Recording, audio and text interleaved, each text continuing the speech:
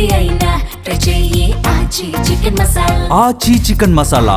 ఆంధ్రప్రదేశ్లో శాసనమండలి పదవుల భర్తీకి గ్రీన్ సిగ్నల్ వచ్చింది. గవర్నర్ కోటాలో ఎంపికైన 2 వైసీపీ సభ్యుల కాలం ఈ నెలతో ముగియబోతుంది. ఇప్పుడు ఆ పదవుల కోసం కాకినాడ జిల్లాలో 4 నేతల మధ్య నువ్వా నేనా అన్నట్లుగా లాబియింగ్ జరుగుతుందా? ఇందులో ఒకరికి బెర్త్ కన్ఫర్మ్ అయిందని కూటమిలో ప్రచారం సాగుతుందా? మిగతా ఒక్క పోస్టును ఎవరికి ఇవ్వబోతున్నారు? ఎమ్మెల్సీ పదవుల కోసం రేసులో ఉన్న నేతలెవరు?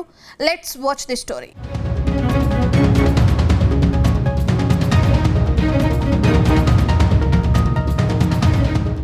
ఆంధ్రప్రదేశ్ శాసనమండలిలో వైసీపీకి చెందిన శాసనమండలి డిప్యూటీ చైర్మన్ జాకియా ఖానం, మరో ఎమ్మెల్సీ పండుల రవీంద్రబాబు పదవీకాలం ఈ నెల 27తో ముగియబోతోంది.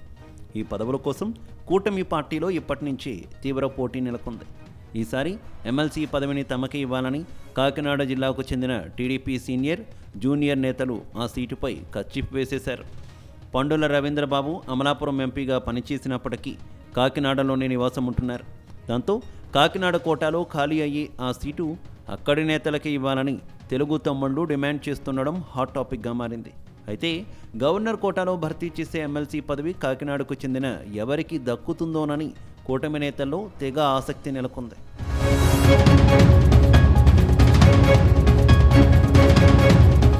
ప్రస్తుతం కాకినాడ జిల్లా నుంచి డిప్యూటీ సీఎం పవన్ కళ్యాణ్ ప్రాతినిధ్యం వహిస్తున్నారు. గతంలో ఆయన పిఠాపురం నుంచి పోటీ చేస్తున్న సమయంలో అప్పట్లో టీడీపీ ఇన్ఛార్జ్ ఎస్విఎస్ఎన్ వర్మ తన సీటును త్యాగం చేసి పవన్ కోసం కష్టపడ్డారు. ఇప్పుడు తనకు ఎమ్మెల్సీగా అవకాశం వస్తుందని వర్మ గట్టి ఆశలే పెట్టుకున్నారు. ఆయనకు ఉన్న టీడీపీ పిఠాపురం ఇన్ఛార్జ్ పదవిని కూడా పీకేశారు. దాంతో ఆయన వ్యాపార అవసరాలకు తప్పిస్తే పిఠాపురంలో జరిగే ఏ కార్యక్రమానికి హాజరు కావడం లేదు. రాష్ట్ర కమిటీ ప్రతినిధిగా మీడియా సమావేశాలు నిర్వహించాల్సి వస్తే కాకినాడలోని తన నివాసంలోనే పెడుతున్నారు. పిఠాపురం కేడర్ కూడా ఆయన కాకినాడ నివాసానికి వచ్చి వెళుతున్నారు. పిఠాపురంతో టచ్ మీ నాట్ అన్న రీతిలో వర్మ ఉన్నారు. ఈ నేపథ్యంలో ఆయన త్యాగాన్ని గుర్తించి ఎమ్మెల్సీ సీట్ను కేటాయిస్తారనే ఆశలు వర్మలో ఉన్నాయి. గతంలో TTD board member, Rajya Sabha, MLC పదవుల భర్తీ చేసినప్పుడల్లా వర్మ పేరు వినిపించింది. కానీ వర్మకు ఎలాంటి పదవులు దక్కలేదు. దాంతో ఈసారి ఖచ్చితంగా ఎమ్మెల్సీ ఇస్తారనే ఆశతో అనుచరులు ఉన్నారు. ఆయన కూడా సీటుపై ఆశలు పెట్టుకున్నారని ప్రచారం సాగుతోంది.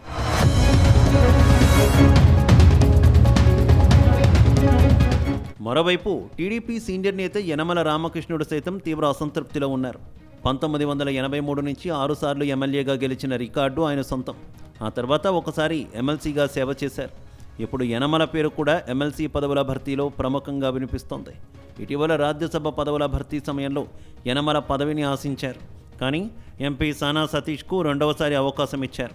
ఆయన కుమార్తె దివ్య తుని ఎమ్మెల్యేగా ఉన్నప్పటికీ యనమల రిటైర్ కాదలుచుకోలేదు.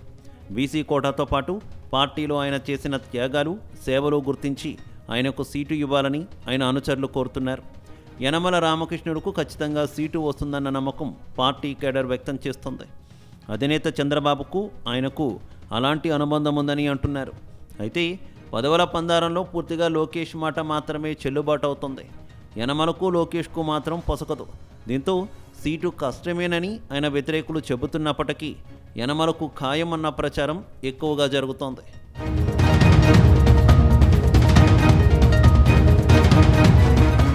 ఇదిలా ఉంటే కాకినాడ జిల్లాకే చెందిన మరో సీనియర్ నేత, మాజీ మంత్రి, మాజీ ఎమ్మెల్సీ చిక్కాల రామచంద్రరావు పేరు గట్టిగా వినిపిస్తోంది.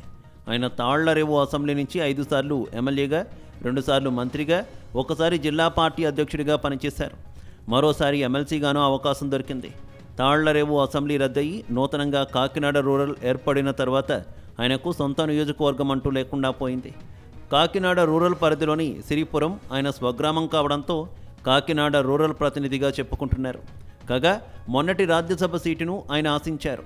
స్వయంగా ఆయన చంద్రబాబును కలిసి తనకు రాజ్యసభ సీటు ఇవ్వాలని కోరారు.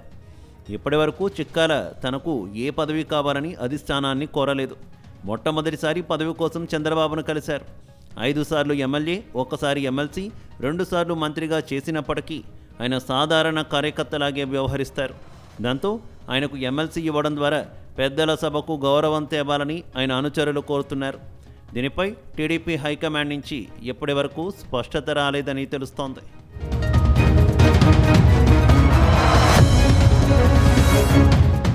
మరోవైపు పిఠాపురం తరహాలోని కాకినాడ రూరల్ నియోజకవర్గానికి తెలుగుదేశం పార్టీ తరపున ఇన్ఛార్జ్ లేకుండా పోయారు. ఇక్కడ నుంచి జనసేన తరపున ఎమ్మెల్యేగా పంతం నానాజీ గెలిచారు. టీడీపీకి ఇన్ఛార్జిను పెట్టలేదు.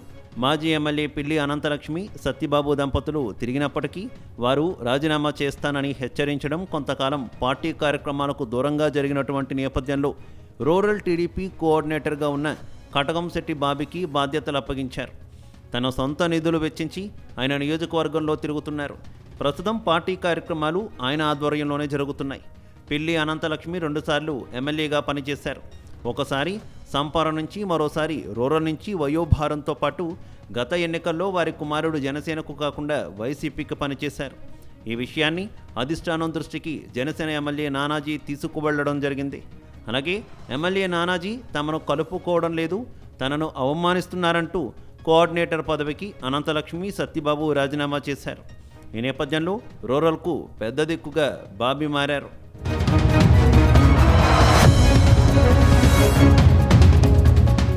ప్రస్తుతం కాకినాడ రూరల్ నియోజకవర్గంలో టీడీపీ వ్యవహారాలన్నీ కటకంశెట్టి బాబీనే చక్కబెడుతున్నారు. గతంలో టీడీపీకి కంచుకోటగా ఉన్న ఈ నియోజకవర్గాన్ని తిరిగి టీడీపీ ఖాతాలో జమ చేసేందుకు ప్రయత్నిస్తున్నారు. దాంతో బాబీకి ఎమ్మెల్సీ ఇవ్వాలనే ప్రచారం జరుగుతోంది. అటు మంత్రి నారాయణ, రాష్ట్ర వ్యవసాయ శాఖ మంత్రి అచ్చెన్నాయుడితో పాటు పలువురు మంత్రులు, ఎమ్మెల్యేలు, పార్టీ కీలక నేతలు కటకంశెట్టి బాబీకి గాడ్ ఫాదర్లు అన్న చర్చ ఉంది. గతంలో జరిగిన గ్రాడ్యుయేట్ ఎమ్మెల్సీ అభ్యర్థి ఎంపిక కోసం అధిష్టానం పలువురి పేర్లను పరిశీలించింది. ఇందులో ఎమ్మెల్సీ పేరాబత్తుల రాజశేఖర్తో పాటు బాబీ పేరును పరిగణలోకి తీసుకొని ఐవీఆర్ సర్వే కూడా నిర్వహించారు. కానీ చివరి నిమిషంలో ఆయనకు ఎమ్మెల్సీగా అవకాశం దక్కలేదు. కానీ ఈసారైనా కాకినాడ జిల్లా నుంచి ఈ నలుగురిలో ఏ ఒక్కరినైనా ఎంపిక చేస్తారా, లేక మొండి చేయి చూపిస్తారా అన్నది తేలాలంటే మరో 10 రోజులు ఎదురు చూడాల్సిందే.